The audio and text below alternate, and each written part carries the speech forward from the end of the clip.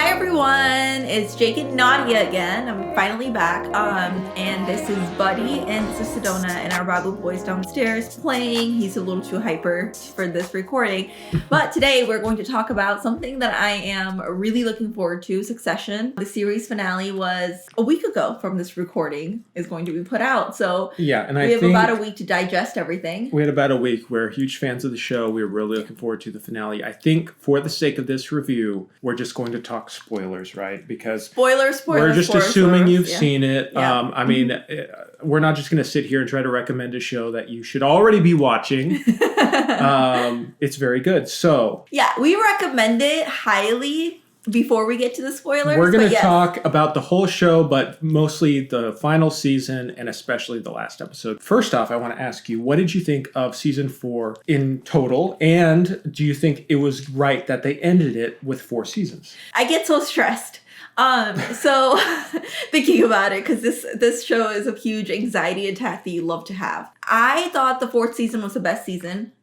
Of them all. Yeah. I still like the 3rd season more. I think there are, like, the 1st, 2nd, 3rd seasons, there are a lot of moments in there that I love rewatching because it's so funny. Roman, especially, his, like, sense of humor is very ridiculously off-putting, which I think is mine. My sense of humor, not that dark, though. But it's good to see the series wrapped up, and I think that's why I love it the most. Logan being dead is awesome. Satisfying to you? Yes, because but I always thought that having Logan die would be such a win moment. Like, I remember watching the first 3 seasons, I'm like, God, it's going to feel so good when they kill him off.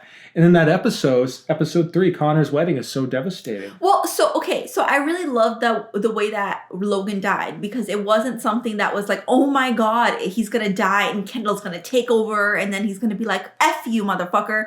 No, he's not going to say that. It's going to be just a death, like any other death in real life. It's unexpected for most people. And a lot of times you don't get to say what you want to say to the people who died, especially like a person who was abusive. You have mixed feelings about them. You have like a mixed history of relationship with them where it's not always all good. It's not always all bad. It's mostly bad, but then you're so brainwashed to think that that's the way that love is, that you think it's good. But then you realize some of the bad parts are actually, in fact, bad. And I think that's what happened with the kids. When he sold it to Madsen, or was trying to, the kids got together and it felt good because this guy, he's kind of been abusing and using the kids to go against each other, that you felt very short, brief moment of relief that these kids are actually like finally able to see that they should be teaming up, but they should be real siblings, supporting each other and all those things like that. There's also a strategic move. It always has to go hand in hand with the business, you know. They can't. Well, it's called Succession. So but I think once Logan dies, you know, there's a brief hope that once he dies, they can realize like none of them are ever going to win his affection. They're like their whole lives they're trying to win his love by doing something, you know. And once he dies, you think maybe they'll realize, you know. But even when he dies, it's even more so. They're trying to win his love even more, you know, trying to win his legacy. This is what I love about the writing, because there is something that I think is true with a lot of people. Who you are underneath doesn't really change. And when you look at, I was looking at this video on YouTube recently that said, first scene with each character and last scene with each character. And it was like, wow, really, when you look at it, their goals have never changed. With or without Logan, because this is just who they were. I think there's like psychology somewhere. Maybe this is just rumor. This is made up. I don't know. Someone said to me once, your personality is set by the time you're like 3 or 4 years old, you know? I thought it was like when you're like 25. No, like that's what they say. Someone told me that. Like basically it's like very early on. And like at least the essence doesn't mean that you can't evolve, but there's like the fundamentals of like what you think about life and how it works. Apparently, again, this is not like fact. I'm saying this is what someone told me, but this writing of the show reminded me of that, is that who they were set. Shiv, always going to screw over her brothers for what she wants. Again, but when you think about it, this is the way she was raised. She's a woman, and she talked about it in the funeral episode, like her father really didn't think much of women. She felt this need to always compete with her brother, screw them over, because they always had it easier than she did, because they were given opportunities to at least be concerned or thought of as maybe they could succeed, Logan, you know, where Shiv really had to fight for it. She really had to manipulate. And I think that really, like what Tom said in the episode where they hosted like the election party or whatever, is that your sense of who you are is this little, that she can't believe that someone would actually love her. It's just all about power and transaction with her. Yeah. And whether that's true or not, that Tom is with her for love or whatever, it's just that her sense of being and her sense of idea of the world is very transactional. So she doesn't really like she's not faithful to her brothers, because it's more so about like, what do I get out of this, you know? I do want to talk about that notion of like self-knowledge and being who you are, because I think what makes these characters so compelling, and these are characters we should detest, and sometimes we do, you know, because they do horrible things, but we always come at them with a sense of understanding. You know, I feel like with a worse writer, this show could have been really kind of like dated, cringy, just like a satire about wealthy people being assholes, you know, which could have been funny for a couple seasons. I feel like that's Veep in some ways. Yeah, sort of like Veep, which I love that kind of thing. But this show takes it to another level where we're really understanding these people. And I think what it does with each character is really interesting, because how I see it is each character has who they are, like fundamentally. And the show lets us in those personal insights. Who they are when Kendall is screaming in a bathroom towel, you know, and crying, when Shiv is crying, when Roman is like getting beaten up by protesters, like that. You see glimpses of who they are, just these broken children. Then each character has like multiple versions of who they think they are. And you have Kendall, who he is this like broken person who needs help and could probably be in like a theater and would be great as performer or whatever if his dad hadn't fucked him up so much. But then he has this idea of himself as this business tycoon, a killer. And sometimes he gravitates towards that pole of himself. Then at other times, he has this version of himself as this self-righteous person who's trying to take down the patriarchal systems within big business and whatever, and who's trying to fight for his children and who loves his kids, you know, and is a good dad. And it's like, what's so great is that you can watch these characters visually like moving between these poles of who they think they are, but also knowing this is who you actually are. And if they were to win, if any of these characters were to win, it would be able to say, to have self-knowledge and be able to go, this is who I am. You know, I need to focus on who I am and work on it, you know, instead of trying to be all these things I'm not. But they never do. They don't know how. I don't know. Like, I feel like the ending is a tragedy, because I think Kendall was becoming who he thinks he is, especially in the funeral episode where he gave a really great speech about his dad, or great, you know, the perspective of like a killer. And then he was really screwing over his brothers. He's screwing over his sister. He's screwing over like other people, just the way that his father would have wanted him to do. Let's be honest. He wanted a killer, and Kendall was turning into a ruthless killer. He was really turning into his dad, especially the scene where, you know, with his ex-wife, how he was trying to get custody over them, even though his ex-wife actually is a good mom or whatever. It's very, very reminiscent. It was very similar to like what Logan did with him, is he turned his kids against their mom, even though their mom isn't the greatest mom, you know? So it was heading towards like Kendall is ready for succession. And I think what was like really tragic about him, they make his sister and his brother Roman make him drink this horrible milkshake this is why I hate Shiv. She even spits on the fucking milkshake, makes him drink it, and then out of spite. And then like she literally changes her mind, because she literally, you know, it's like when she says like, I don't think you'll be good, I don't know if there's any truth to that, because I think they saw in the funeral episode he could be good, and there was some part of them that was threatened.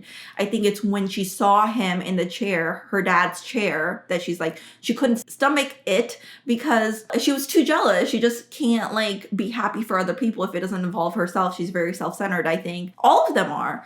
But that part of her got in the way, and she didn't vote for Kendall. She voted for a person who really literally screwed her over, because with Tom, she can have some power because she's having a baby with him. And the funeral episode scene again, where she drinks alcohol in front of him. Yeah. It was in the scene where he said that he was too busy to go to her father's funeral. She drinks an alcohol over her, and then you could see over him, and then you could see it in her eyes. What are you gonna do about it? I have your baby. You know what I mean? And she really like gets turned on with power. You can see that earlier in season 4 where she speaks with her brothers and then lets Tom like keep his job temporarily. You know, it's like, I'll let you keep your job. You know, and then she's attracted to him again. She really gets off power, which is very similar to Logan. Mm-hmm. And in one of the seasons, what did his ex-wife say? Like he would hit animals to see if it would come back or something like that. He never had a dog he wouldn't hit to see if it would just come crawling back. Yeah. Something like that. It was really disgusting. Testing but it's like, their love. You know, yeah, that's what he does that's what constantly. Shiv does. It's like she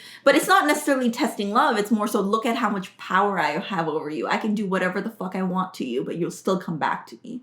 You know? And that's exactly what Shiv is. Part of it is that she can retain that power through the baby now. Like Tom is becoming this powerful person, and she can control him in a way through his child. Well, I think so. We're talking about like the end game, like finale now, and I think we should talk maybe broadly about the finale, because I do have some. Well, I have some criticisms, or maybe not criticism, but just like I was a little disappointed with the finale when I first watched it. I'm really happy. with it you were now. for the kids, but I was for Well, Tom. I was. You know, the thing is that it felt a bit like an operatic hour-and-a-half movie-length version of what the whole show is. And maybe that's kind of like an interesting thing, you know, because it had the whole dynamic of, all right, we're doing this one thing and then we're aligned and it looks like things are going to be hopeful. And they have that scene where they're crowning Kendall the king, and then comes crashing down. But I think the problem with me is that I'm watching it going, I know exactly what's going to happen because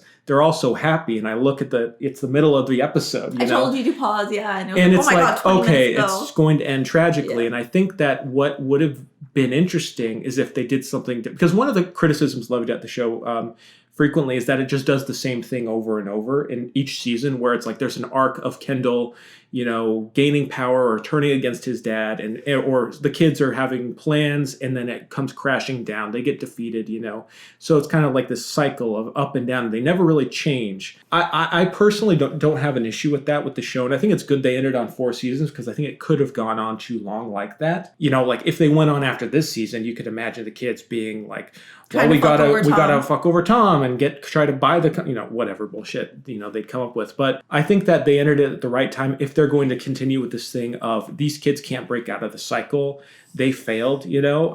I don't know what they're trying to say. I think people can break out of that cycle. I just think they can't. They failed. Well, I think that's exactly what they're trying to say, is that people are exactly who they are, and a lot of us are stuck in a loop.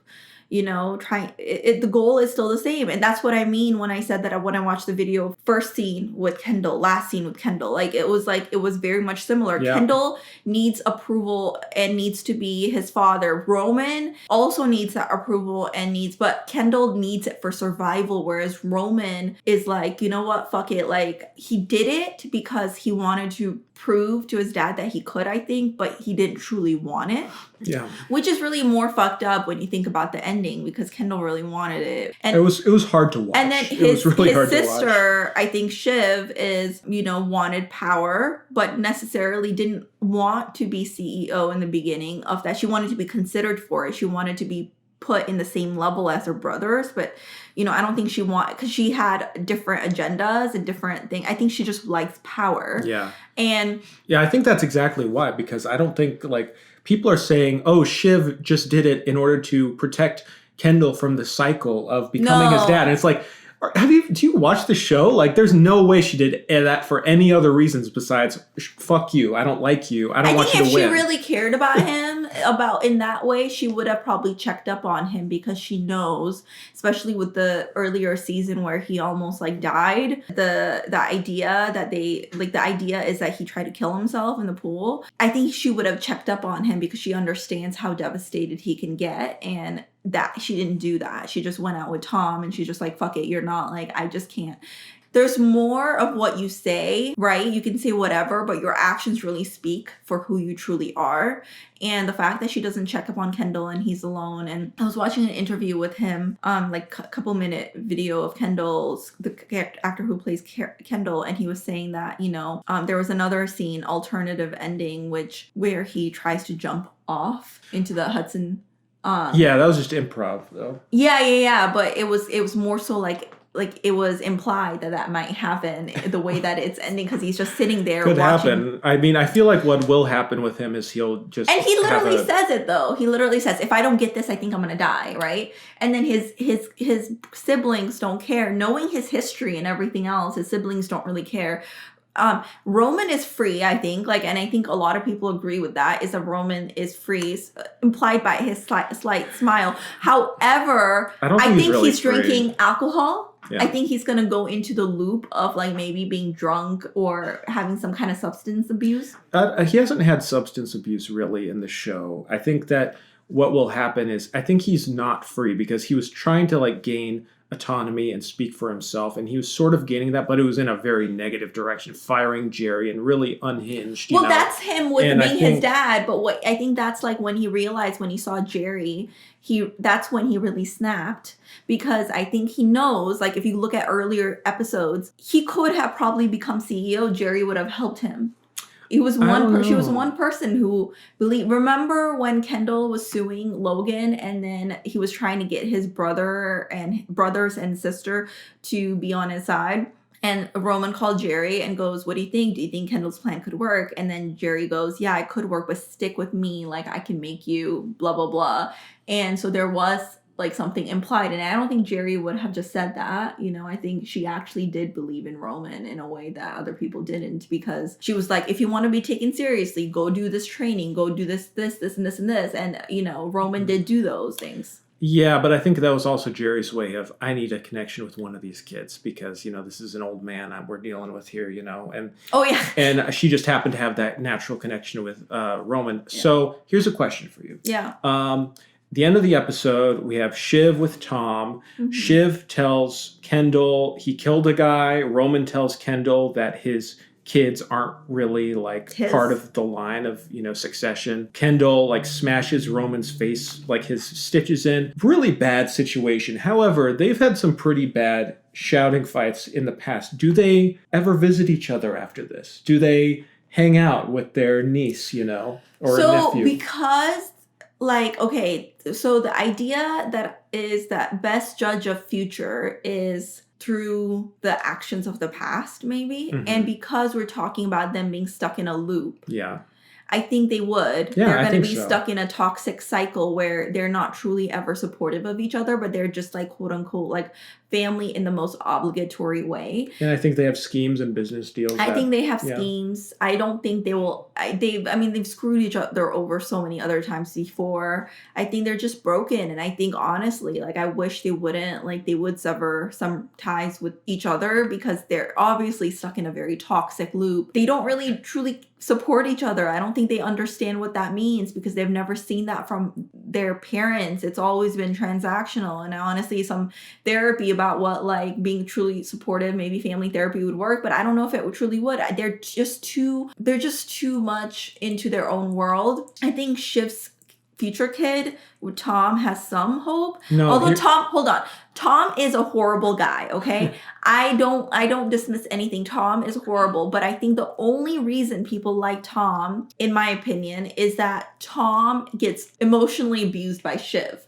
And so we see that. And so we are for some reason able to be oh my God, he uses people as a stool. He literally is super abusive. He's a horrible guy. The worst evil person in the room, or the least evil person in the room. Yeah, he's the least evil person. Comes across like a saint. Exactly. And because now he is in a position of where Logan is, it's going to be really hard for Shiv to abuse him the same way. I think she's going to abuse him through the kid. I think that there is a lot of ways in which Tom could become the new Logan in the future. And then Shiv could become her mom, Well, I think that's an interesting way, because in my mind, how I saw Shiv's choice is that she chose to go through this more typical patriarchal route of control, of trying to find control, and she has this baby with Tom. So she sides with Tom, even though she doesn't really have conventional power outside of this maternal role in this marriage, which is really sad because she didn't want to be like her mom, and she's basically like that. She was ever that way, though. But, do you remember? No, she was trying to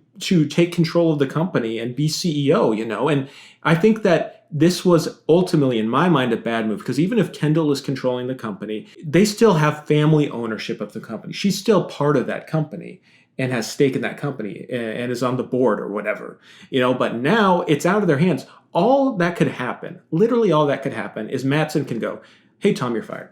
And then she has no connection to that company or anything, you know. So he's really just like a salaried, people always employee. Say that, like, you know, Shiv thinks, and I think someone, like one of the characters, I forgot who, said that Shiv thinks she's smarter than she really is. Yeah. She's very impulsive and she really doesn't think Rhea things through. that. She has no experience being CEO, which is why, like, she really doesn't. She screws herself over because she honestly can't, like, be humble. I think that's a possibility, and I think that would be interesting to explore if there was ever a sequel to this series. Is like them kind of. I mean, part of me really wants Shiv out in the dirt, I must say, like, because I really don't like Shiv. I think she pretends to be a feminist, but she really isn't. Like, think about that episode in she silences the victim. The victims, and she, like, and so she says one thing, that she stands for one thing, but she really truly doesn't. She just, and honestly, she has some self-awareness about it when she meets with the implied future president that they, you know, cheated to become president. She says, "My feelings is not relevant." How do you feel about the show pushing the kids out and having Tom? I mean, at first I was kind of like, you know, because I wanted Kendall to have a win, even though he's become a monster and whatever. But, like, still, it's like he's gone through so much shit. But having Tom, and then that moment with Tom and Greg, I thought was really kind of sweet in that way, where, you know, Tom is kind of the perfect one to rise up. You know, he's the one actually doing real work throughout the whole season. You know, he's always tired. He's working his ass off, but he is kind of the most Logan in that way, where he comes from more, not poor, but more humble background, you know, climbing up the ranks. You know, now that he's CEO, it makes a lot of sense. And that this just big tech company comes in sweeping through and the money wins, you know. It is bullshit. I think it's very fitting, and how Roman wraps it up is like, we're bullshit, you know. They aren't serious people. They never were. They're treating this like Game of Thrones, like it's a royal dynasty, and it's like, it's business. You know, they never were serious, and you just look at the real business stuff going on. It's never really shown all the time, but in the background, you got Carl, you got Frank. They just they're humoring these kids because they just happen to have a lot of power. And I'm really glad that they killed Logan off in episode 3 because it gave plenty of time to see what the consequences are, how they all ship. I don't feel like I'm at a need for any more of what are the kids doing now that Logan's dead, because we know now, you know, they're just like running around like chickens who got their head cut off. They're in a loop. They're totally lost. And I absolutely love the funeral episode. It's one of my favorite ones. Kendall's speech was amazing, and I like his Logan's brother's. His speech was amazing. Also, really loved Living Plus. I saw that one not getting a ton of attention, but I really loved that whole episode. There's this anxiety because it feels like it's going to be another birthday episode with Kendall. Like, he's spiraling. He's trying to do this presentation that's going to be like, we need clouds. You know, he's like being like a theater director, and then it works. And it's like kind of amazing how they were able to pull that off and subvert those expectations. And I love it when Kendall gets a win. So, well, that's what I mean, though. Kendall could have become CEO. I actually think he could have done it. Yeah. I don't think he would have been totally great. I think he would have tried to be like an Elon tech bro, whatever. I think he would have tried to become like his dad more and more. But I think that's the tragedy of it, is that kids weren't taken seriously because I think they were honestly joke because they were they were busier having sibling competition than they were like thinking about, okay, like, how do we make this business better? And I think Logan failed them in a lot of ways because he was too busy manipulating them, really, than teaching them, like, this is how you win. Because all he showed them was become a killer. Problem was they were becoming a killer, putting each other in line of fire rather than seeking each other for support, because I think if they had each other's back, they would be unstoppable because they have so much power. I do want to talk about Greg a little bit because Greg, okay, so I would have loved for Greg to become CEO. I don't think it was possible because Greg really, I mean, he turned down $250 million for a company that he was never going to really like, you know, be the person in charge. And I think he knew that. You could see that Greg was becoming a monster, like when he was suing a charity organization, for example. And I think one thing that I want to mention about Greg is in the last episode, how Tom hit him like he's done in the past, but this time he fought back. That was a great scene, yeah. Yeah, and at the end, Tom said, I got you. But then he uses the sale price sticker that they were using when Connor Place bought it the on house. items that you covet or whatever he said. Yeah, and then yeah. he puts it, stamps it on Greg's, like, I own you now, basically, you know? And it would be... But that was smart, you know, because Greg is someone you want to have in your pocket, even though he's so bad with trying to, like, trade information and stuff, you know? But it's just, like, having that alliance, I think, is important to Tom. And I think that's the only, like, authentic family alliance he has, you know? Like, he doesn't really have that with Shiv, you know? And Greg is part of the family. He did have it with Kendall, I thought. No. You don't think so? Uh-uh. Well, anything else? No? I mean, we could talk about it for hours, literally. Yeah. And we have been. So... we've been talking about it all week, actually. Yeah. So, thank you, everyone, for watching. And let us know. Maybe we'll do, like, ranking our top 10 Succession episodes if you guys like this video. Yeah. If you like Succession stuff, we can do more. But, yeah, let us know what you all thought of the finale. Yeah. Yeah, and have a good one. Have a good one. Bye. Bye.